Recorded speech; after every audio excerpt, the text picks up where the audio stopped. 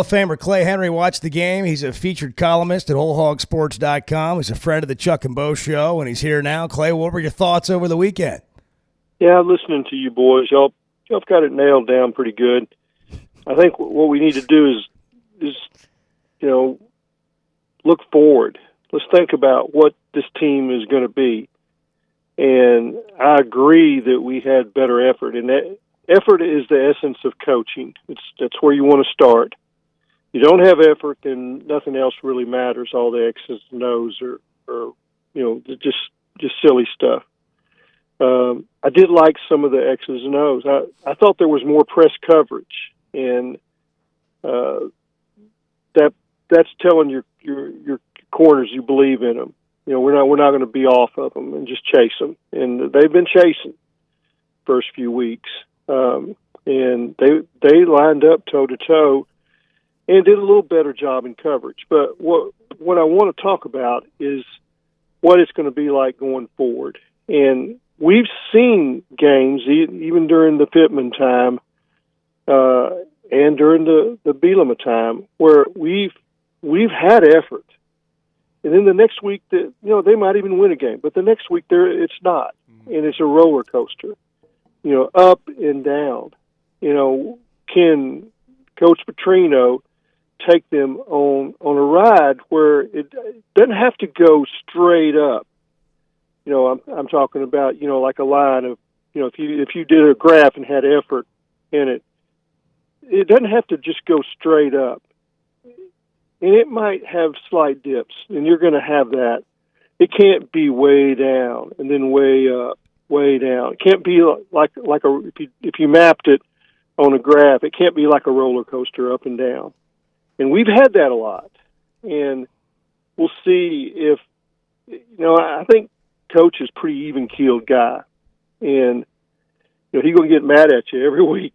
He's even-keeled in that way.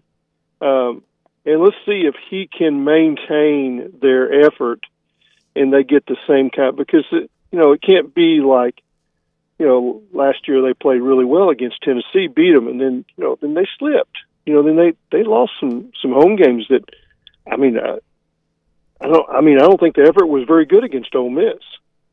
And that can't happen. That's the sign of good coaching, is when you maintain something with some consistency. And I suspect that's what we're going to have, but I don't know it for sure until I see it.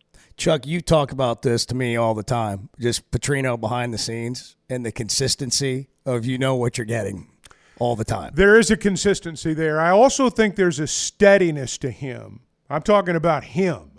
I'm not talking about what he demands out of his football team. I'm talking about Bobby Patrino. I think there's a steadiness to the man and to the coach that maybe was not there 15 years ago. How that affects things going forward, I don't know. But I think when you talk about consistency now, I think you see it all the way across the board, from the top to the bottom. Clay, you've talked quite a bit about Patrino, like we all have over the last couple of weeks. I wasn't surprised at all that Arkansas came out and played the way they did. If anything, I was surprised at the fumbles. What do you make of the fumbles? And what about just because we talk about it all the time. They're coaching it, and sometimes the other team just makes a play. But man, this is like unprecedented territory when you go back and look over the last 3, 4, 5 years, the amount of fumbles. Yeah, and fumbles come a lot of different ways, and they've had they had wide receiver fumbles, they've had running back fumbles, and they've had quarterback fumbles. Not as much quarterback fumbles this year. Taylor Green was a turnover looking for a place to happen last year, and it was a lot of a lot of interceptions, a lot of the ball's getting swiped from behind, whatever. But the first thing they've got to do is get more consistent in their pass protection and picking people up, not turning blitzers loose. And part of that's on him in recognition before the snap and getting them in the right protections. And the center, Kittler's got to do that too. He can't be chased out of the pocket and running for his life, because that's what happened on those two turnovers. He's trying to get rid of the ball while he's running, while he's being chased. Conversely, Tennessee's quarterback, no sacks, none, 0. Arkansas gave up 4 sacks. That's as much defensive line play. In other words, you've got one team that's able to put pressure on your quarterback, whether it's because they're better talented and they've got more speed, or your offensive line is not doing a good job scheming X's and O's. But the glaring part of what's going on in these games is Arkansas's defensive line isn't doing the same thing. You know, Patrino, I'll never forget sitting down the very first interview. It must have been, late February, his first year, and I got to sit down to kind of do a preview for Hogs Illustrated for the spring. And he said, football is a really simple game. It's about who can hit the other team's quarterback and who can protect their quarterback. That team, if it does that, if you hit the other team quarterback, even if it's not a sack, like they did hit Tennessee quarterback one time. I can't remember. Somebody came in from the side, knocked him down. That's a big play, especially if it's not a penalty. If you can hit them, pretty soon they're going to give the ball up in a way that you're surprised at how it happened, because he doesn't want to get hit. Arkansas hasn't done that to the other team's quarterback at all this year. Maybe Alabama A&M. That's an outlier. That's not a legitimate program. But they've got to do. That's what's happening with the turnovers is that you cannot let your quarterback be running for his life. Clay Henry with us, Hall of Famer. This perspective on Patrino goes way back to when he was here the first time. You've seen all this play out, Clay. What are you expecting the rest of the way? A&M comes in with probably a better defensive line than Tennessee had. And by the way, I'm kind of all over the place when I come back to this, so forgive me. But it seemed like to me Tennessee was bringing pressure, and like they were bringing an extra guy in the second half, in the third quarter. And I've seen Arkansas try to do that, and they can't get home.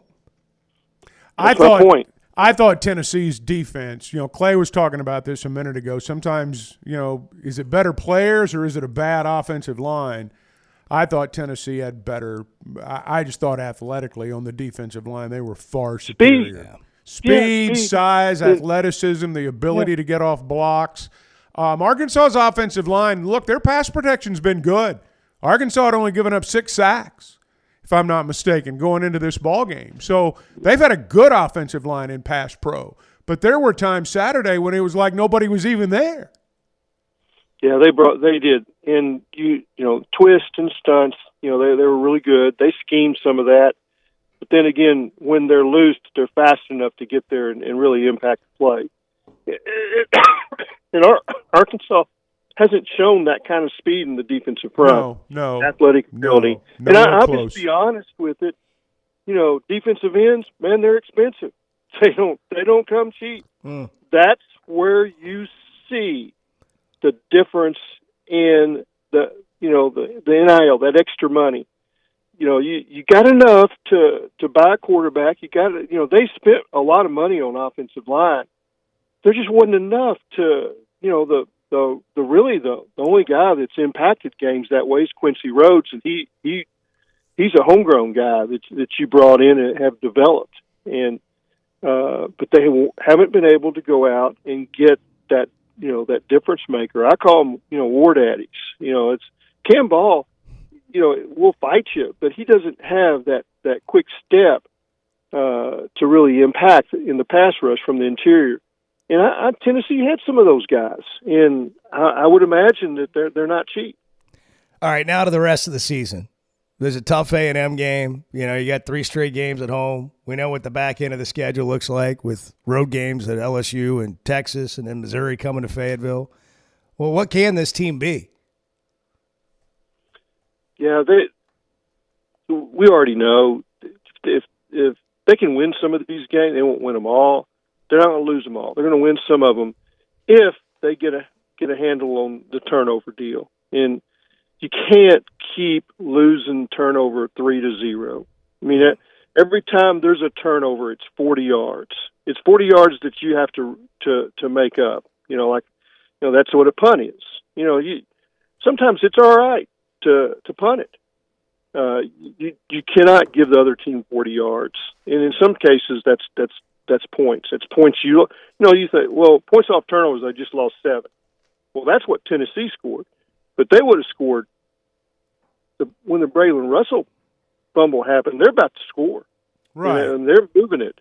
So that's 7 points you lost. So that's 14 in my eyes. Those 2 of the 3 turnovers. Yeah. And so if they can do that, and I saw ball security issues in some earlier games, they have to. It's like, Bill Burnett never fumbled. I mean, he didn't fumble in 3 years. And you know why? Because he had 3 points. He had that ball tucked tight to his chest. He never leaned out with it. And that's coaching, guys. That's got to be fixed. And so if they fix that, and I'm sure they're working on it. Coaching is not just telling them. Coaching is getting it done. They got to get that done. And it's kind of like Bart.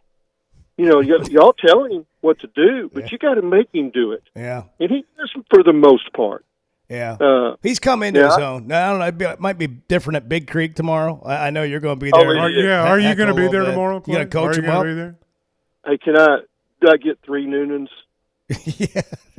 You need to be on the range with Bart like Butch used to be with Tiger. Yeah, you need to coach him up, man. Yeah, we need the T's on the wrong side behind your ear. You got to move it to the other side. Yeah, exactly. Like right in the middle of his back swing. Noonan.